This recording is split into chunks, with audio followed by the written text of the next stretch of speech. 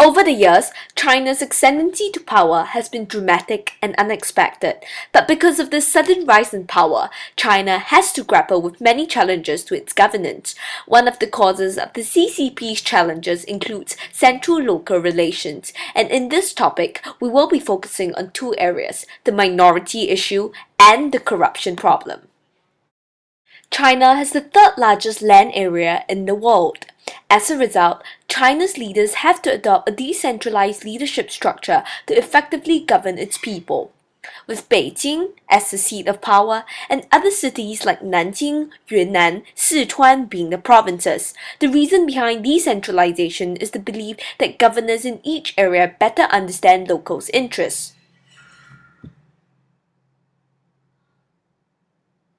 In China, the local government consists of various levels. Central-local relations have both bottom-up and top-down aspects.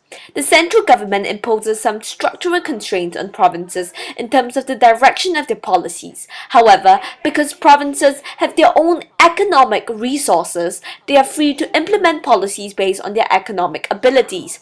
In spite of the implementation of structural constraints by the central government, provinces, even those that are not autonomous, are able to resist central policies which they regard as undesirable. One major implication of decentralization is that it creates a favorable environment for corruption to occur. This is because with decentralization, there are many tiers of leadership, hence officials at lower levels are unable to serve as checks and balances for upper tier leaders. The lack of institutionalized processes in the higher levels in the CCP incentivizes high-ranking leaders to be corrupt, as they are given free rein over decision-making and policy implementation. For lower level officials, there are more checks and balances as village heads have to be accountable or risk losing the village elections. Yet, lower level officials are also corrupt as there are few punitive measures that act as a deterrent against corrupt practices.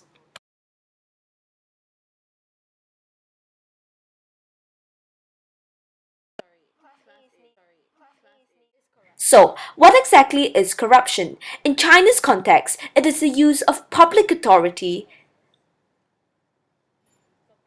and resources for private interest. There are three types of corruption, namely black corruption, grey corruption, and white corruption. The main purpose of black corruption is to increase personal wealth. It refers to economic crimes which are obviously illegal. This includes bribe, fraud, embezzlement, and tax evasion. Grey corruption involves practices that increase costs to the public, leading to significant public outcry. A well-known example is the spending of public money to support luxurious work conditions and lifestyles of senior officials. White corruption, on the other hand, involves nepotism and favoritism in the personnel recruitment and promotion area, bending the law enforcement and preferential resource allocations for relatives and friends. This level of corruption stems from the concept of guanxi, which takes its roots from the Confucian times. Guanxi is also linked to another popular Chinese belief of reciprocity. This is in turn manifested in the patronage system in the CCP, when older party cadres would bring younger party cadres under their supervision and tutelage. In return for this, younger cadres would pledge loyalty to their elders and vice versa, resulting in the covering up of crimes of corruption committed by their elders or juniors and a complicated web of collusion and systematic corruption present. The emergence of social media and the exposure of many high-level corrupt cases that have smeared the CCP's reputation, there have been several measures to curb corruption. Measures to curb corruption that started out during Deng's rule were intensified under Jiang's administration. The scare the monkey by killing the chicken anti-corruption drive in 1998, spearheaded by Premier Zhu Rongji, was implemented in the hope that by cracking down hard on some high-profile cases, others would fall in line. Hu Jintao's reign saw the rise of corruption laws that sought to address the moral degeneration of CCP members. Some measures include the setting up of a corruption hotline in 2009 and the regulation of the use of gift cards and the criminalization of bribery of foreign government and international public organization officials in 2011. Despite the Xi administration being only a few months into their job, Xi has already issued a directive that the party must fight tigers and flies at the same time, highlighting the importance of fighting corruption for the CCP. Corruption poses a great challenge to China because it causes an erosion of public support. If officials of the CCP use their power for personal ends at the expense of public interest, their authority and legitimacy will decline. Firstly, corruption causes a lack of improvement for living conditions of the people. This is because instead of public money being channeled to the development of rural improvement programs, it is being used to fuel the officials' luxurious lifestyles. This is problematic because of CCP's claim that it represents the people and their legitimacy being derived mainly from its performance in providing for the people. Currently, the people do not feel this is so, and they are very unhappy and distrustful of the CCP. Secondly, corruption causes a drain on the economy which leads to a slowing down of economic development.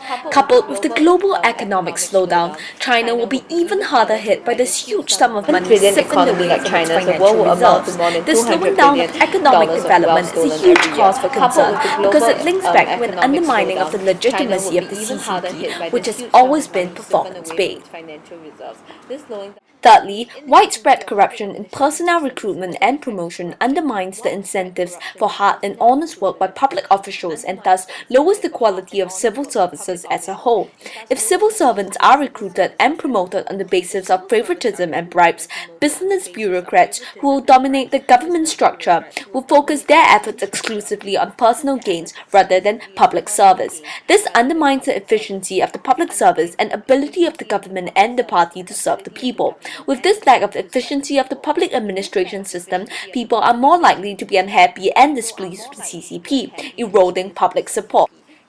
Understanding more about central-local relations between the CCP and autonomous regions of China requires some background knowledge of the structure of distribution of power in China. There are 5 autonomous regions: Inner Mongolia, Xinjiang, Guangxi Zhuang, Ningxia Hui, and Tibet. On paper, autonomous regions are supposed to have their own local government, which independently manages the ethnic group's internal affairs and enjoys the right to self-formulate regulations, obtain equal representation in the National People's Congress (NPC). Lastly, the freedom of religious beliefs of ethnic minorities in autonomous regions must be respected.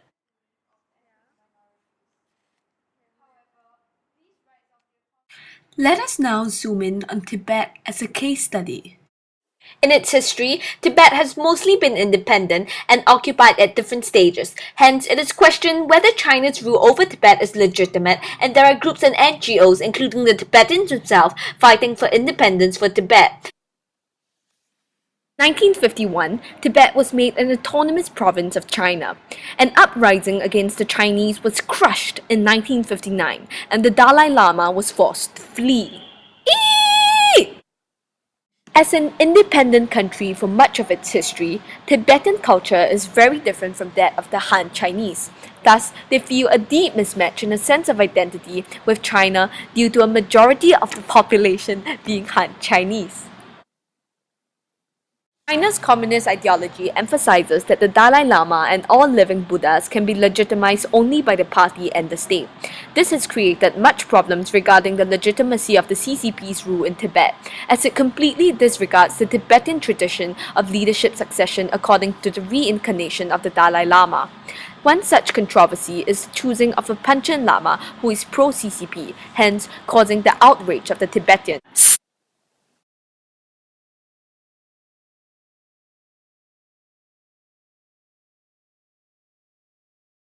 The party rules through branch offices in each province, autonomous regions, and autonomous prefecture. Subordinate to the party is the government, which carries out policies designed by the party. Thus, Tibet is autonomous in word only.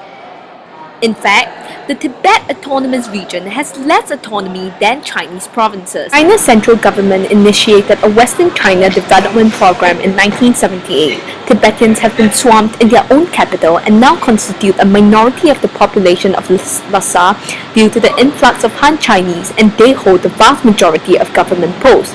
The overall impact of this influx is devastating because the Chinese not only control the political and military power in Tibet, but also the economic life and even cultural and religious life of the people. For example, Han migrants monopolize the job market, making it hard for native young Tibetans to be employed. For example, only 300 of 13,000 shops and restaurants in Lhasa are owned by Tibetans, and it can be noted that most of the rioters in 2008 constituted of young unemployed Tibetans who are unhappy at the disenfranchisement in their native land. Income inequality. The Chinese government claims that it has successfully raised the standard of living in Tibet. China claims that the 45.4 billion it has spent in the TAR has helped make the region's 2003 GDP 28 times greater than its 1978 GDP, at the expense of political freedom. But increased wealth has not been spread equally across the region. Most of the benefits have gone to Han migrants, who generally send remittances back home and thus do not contribute to the Tibetan region's economic development. The continued population transfer of Chinese to Tibet in recent years have seen the Tibetans become a minority in their own land. Today, the 6 million Tibetans are vastly outnumbered by Chinese immigrants who are given preferential treatment in education, jobs, and private enterprises. Tibetans, on the other hand, are treated as second-class citizens in their own country.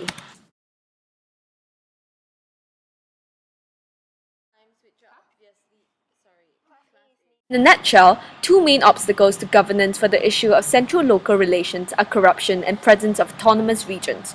Both of them challenge the legitimacy of the CCP, and because the CCP has been unable to deal with these problems effectively, rising social unrest and political instability are taking place, posing a serious threat to the leadership of the CCP as China's vanguard party.